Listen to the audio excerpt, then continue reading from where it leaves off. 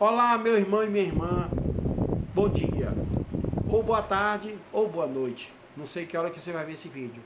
É um prazer estar falando com vocês aqui novamente. Hoje eu vou continuar aquele meu projeto de ler a Bíblia junto com vocês, né? Que é para quem não sabe ler, quem não tem uma Bíblia, quem não tem uma visão às vezes, né? Mas tem a sua audição. E para essas pessoas, né? E para você também que crê na palavra e quer ouvir. E também compartilhá-la para que outras pessoas, que mais e mais pessoas vejam, porque chegou a hora, meus irmãos, de nós compartilharmos a palavra do Senhor Jesus para que nós podemos ser como Pedro, quando Jesus veio e colocou Pedro e falou que ele seria pescador de homens. Eu também quero ser como Pedro, pescador de homens. E esses meus vídeos, o objetivo é pescar você, é pescar também almas, pescar pessoas, porque esse é o meu propósito. Porque tudo que tem aqui, tudo que existe vai passar. Só não vai passar a palavra do Senhor. Satanás fará de tudo para destruir a palavra de Deus, mas ele não vai conseguir. Ele é apenas um inseto. Deus pode destruir ele a hora que quiser. Deus não fez porque Deus é justo, muito justo. E hoje eu quero continuar lendo, né, o capítulo 12, né, do Evangelho de Mateus. Eu vou ler o capítulo inteiro, né, portanto não preciso falar dos versículos, é só você pegar aí na sua Bíblia, Mateus, né, capítulo 12. Vou ler o capítulo todo para você hoje, né? Uma palavra maravilhosa. O Evangelho de Mateus é o primeiro que está aqui na minha Bíblia, né? O Evangelho de Mateus, na segunda aliança, que é a segunda aliança que Deus fez com o homem para que o homem fosse perdoado, para que o homem fosse glorificado, para que o homem ressuscitasse também como fez Jesus Cristo, e para que o homem tenha a vida eterna. Porque é isso que teremos no novo governo do Senhor Jesus, que é o governo do milênio. A dispensação, a próxima dispensação é a dispensação do milênio, né? E esse governo será governado, esse período de 1000 anos, será governado pelo próprio Senhor Jesus Cristo. Depois do arrebatamento, depois que ele vier aqui na terra, ele vai destruir tudo isso, vai renovar na realidade, né? Vai virar essa terra de cabeça para baixo, igual você faz com a carne, que você está mexendo nela e virando, ele vai fazer aqui com a terra, né? Para que ela seja novamente purificada e o pecado vai ser resolvido de uma vez. Vai ter um pouquinho de pecadinho ainda no governo do Senhor Jesus também, né? Mas isso aí é um decreto para justamente fazer aquela repescagem, né? O mundo no governo do Senhor Jesus vai passar pela repescagem, igual um campeonato, né? Vai ter aqueles que vai perder, depois junta todos os que perderam e vamos fazer uma repescagem para a gente tirar mais alguma coisa desse meio. Então o que Jesus vai fazer é tirar mais assim, dessa podridão toda que vai sobrar, ele vai tentar tirar e salvar você. Ele veio para isso, ele foi crucificado, ele morreu no nosso lugar para que fôssemos salvos. Mas o homem, durante toda a vida, todo esse tempo que passou, até hoje, o homem não quer. Parece que ele não quer. Ele quer viver pecando. Ele gosta do pecado. O homem gosta. O pecado veio, grudou na carne do homem. E mesmo a senhora é uma coisa, eu vou dizer, viu? É uma coisa. Eu falei agora bem Nossa Senhora, mas é uma maneira antiga, né? Que a gente tinha de, às vezes, falar isso, né? Mas Satanás, eu vou dizer, ele é doido, ele fica sempre querendo perturbar a gente, né? Mas enfim, vamos lá, vamos ler agora o capítulo 12 do Evangelho de Mateus, né? Da segunda aliança, que é a chave, né? Para a gente poder depois ler o primeiro Testamento, né? Com a chave que é Jesus Cristo. Então vamos lá. A discussão sobre o sábado. Por aquele tempo, Jesus estava caminhando pelos campos de cereal, num sábado. Seus discípulos, sentindo fome, começaram a colher espiga e comê-las. Alguns fariseus os viram e protestaram. Veja, seus discípulos desobedecem à lei e colhendo cereal no sábado. Jesus então respondeu: vocês não leram nas Escrituras o que fez Davi quando ele e seus companheiros tiveram fome? Ele entrou na casa de Deus. Na casa de Deus naquele tempo era o templo, né, que tinha sido construído, o tabernáculo, né? Que naquela época o tabernáculo só podia entrar só o sacerdote, né, o sacerdote supremo. E Davi era um homem que tinha sido ungido por Deus, né? É tanto que a descendência do Senhor Jesus, ela vem do rei Davi, né? Pois é, continuando, né?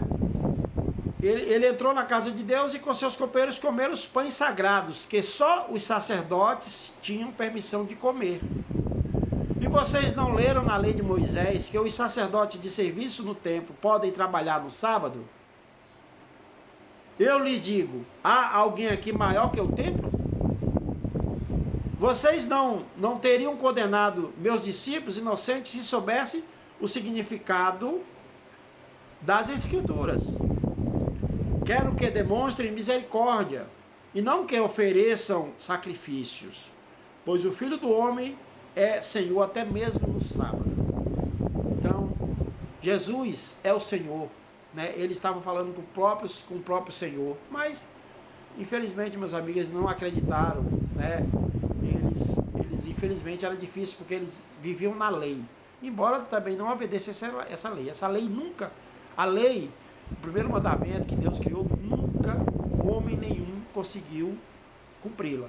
Somente aquele que é o Senhor, o nosso Deus, que é o Senhor Jesus Cristo. Só Ele mesmo que cumpriu essa lei. E Ele cumpriu essa lei por nós, só por nós, tá? Para que nós tenhamos a salvação, como é o que temos hoje. A salvação já está garantida, você já está salvo, não se preocupa não, você não vai para o inferno não. A questão do pecado Deus já resolveu, Jesus já resolveu. Mas tem aqueles que infelizmente vai fazer questão, aí os que fizer questão, Deus vai pegar na sua mão sempre que você precisar, mas quando você não precisar e você achar que você pode fazer pelo seu braço, então Deus não entra. Porque é assim, quando o homem descansa no Senhor, Deus trabalha. Mas quando o homem quer trabalhar, então Deus descansa. Jesus cura no sábado. Então Jesus foi à sinagoga local, onde viu um homem que tinha uma das mãos deformada. Os fariseus perguntaram a Jesus, a lei permite curar no sábado? Esperavam que eles dissessem sim, para que pudessem acusá-lo. Jesus respondeu, se um de vocês tivesse uma ovelha e ela caísse num poço no sábado, não trabalharia para tirá-la de lá? Quanto mais vale uma pessoa que uma ovelha? Quanto mais vale uma pessoa que uma ovelha? A pessoa que uma ovelha, né? Sim, a lei permite que se faça o bem no sábado. Em seguida disse ao homem, estenda a mão. Ele estendeu e ela foi restaurada, e ficou igual a outra. Então os fariseus convocaram a reunião para tramar um modo de matá-lo. Já pensou? Nem para fazer o bem eles queriam, né? Como que eles, por acaso, como Jesus falou, né, que eles, com certeza, eles lá na casa deles, eles lavavam as panelas, eles comiam, não ia ficar com fome, né? Então eles faziam alguma coisa, só que eles faziam as escondidas dos outros. Mas eles não sabem que Deus estava vendo. Na realidade, eles viam um Deus que nem eles acreditavam. É incrível, né? Jesus, o servo escolhido de Deus. Jesus, sabendo o que planejavam, retirou-se daquela região. Muitos o seguiram, e ele curou a todos, os enfermos que haviam entre eles. Contudo, advertiu-lhe, não revelassem quem ele era. Cumpriu-se assim a profecia de Isaías a seu respeito. Vejam, meu servo, aquele que escolhi. Ele é meu amado, dele tenho grande alegria. Porém sobre ele meu espírito, e ele proclamará a justiça às nações. Não lutará, nem gritará, nem levantará a voz em público, não esmagará a cana quebrada, nem apagará a chama que já está fraca. Por fim, ele fará que a justiça seja vitoriosa, e seu nome será a esperança de todo mundo. Olha que profecia linda e maravilhosa, né? Jesus foi tudo isso aí, meu irmão, minha irmã. Jesus foi servo, ele veio para nos servir. Olha que maravilha, que coisa edificante, né? Então, isso é muito bacana. A fonte do poder de Jesus. Então levaram até Jesus um homem cego e mudo, que estava possuído por um demônio. Jesus o curou, e eles passaram a falar, e ele passou a falar e ver. Admirada, a multidão perguntou, será que este homem é o filho de Davi? No entanto, quando os fariseus souberam do milagre, disseram, ele só expulsa demônios porque seu poder vem de Beelzebu, o príncipe dos demônios. Jesus conhecia os pensamentos deles e respondeu, todo reino dividido internamente está condenado à ruína. Uma cidade ou família dividida contra si mesmo se desintegrará. Se Satanás expulsa Satanás, está dividindo a luta contra si mesmo. seu reino não sobreviverá. Não sobreviverá. Se eu expulso o demônio pelo poder de Beelzebu, o que dizer de seus discípulos? Eles também expulsam demônios, de modo que condenarão vocês pelo que acabaram de dizer. Mas se expulso demônios pelo Espírito de Deus, então o reino de Deus já chegou até vocês.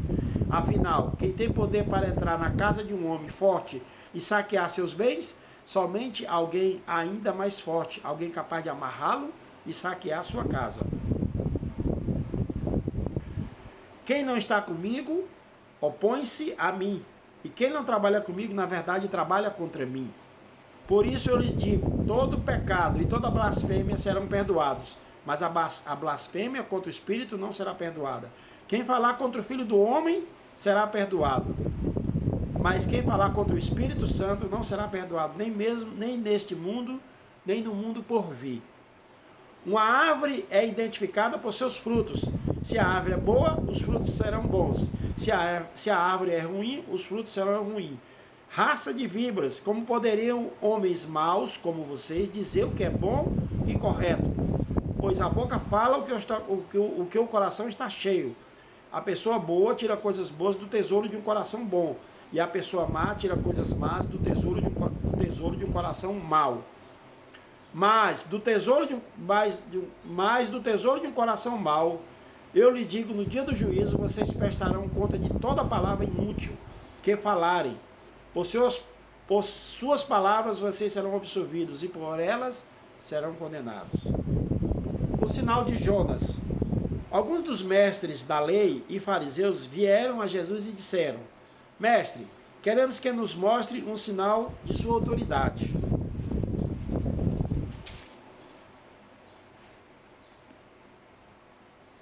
Jesus, porém, respondeu: Vocês pedem um sinal porque são uma geração perversa e adúltera, mas o único sinal que lhes darei será o do profeta Jonas. Pois assim como Jonas passou 3 dias e 3 noites no ventre de um grande peixe, o Filho do Homem ficará 3 dias e 3 noites no coração da terra. No dia do juízo, os habitantes de Nínive se levantarão contra esta geração e a condenarão, pois eles se arrependeram de seus pecados quando ouviram a mensagem anunciada por Jonas. E vocês têm à sua frente alguém maior que Jonas. A rainha de Sabá também se levantará contra esta geração no dia do juízo e a condenará, pois veio de uma terra distante para ouvir a sabedoria de Salomão. E vocês têm à sua frente alguém maior que Salomão. Quando um espírito impuro deixa uma pessoa, anda por lugares secos à procura de descanso, mas não encontra. Então diz: voltarei à casa do qual saí. Ele volta para sua antiga casa e a encontra vazia, varrida e arrumada.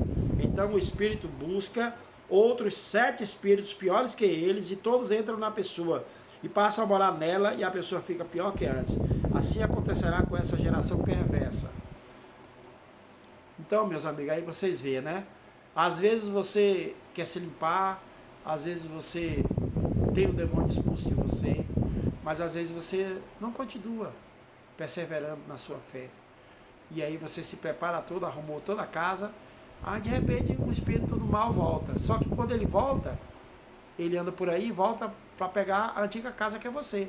Mas ele encontra algumas barreiras, né? Você já está mais ou menos blindado, você já está protegido, só que a sua proteção é falsa.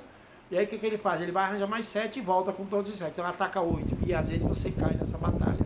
E aí você é derrotado. Por quê? Porque você não perseverou, não creu na verdade da palavra, e aí você vai ficar pior do que antes. Né? É aquele que escuta a palavra, e significa aquele que escuta a palavra, que finge que vai praticá-la e depois não a pratica.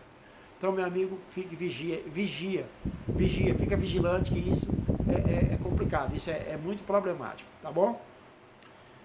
A verdadeira família de Jesus. Enquanto Jesus falava à multidão, sua mãe e seus irmãos estavam do lado de fora, pedindo para falar com ele. Alguém disse a Jesus: sua mãe e seus irmãos estão lá fora e querem falar com o Senhor. Jesus respondeu: quem é minha mãe? Quem são meus irmãos? Então apontou para seus discípulos e disse: vejam, estes são minha mãe e meus irmãos. Quem faz a vontade de meu Pai no céu é meu irmão, minha irmã e minha irmã. Olha que maravilha. Aqui Jesus está lembrando a família de Maria, né, e a própria Maria, porque ela teve a revelação do Senhor Jesus, de que ela ia gerar o Filho de Deus, né? E ela às vezes ficava naquele tempo todo, né, aquele carinho de mãe, sendo mãe materna e tudo mais, e esquecia do plano de Deus, né, do projeto do Senhor Jesus Cristo, né?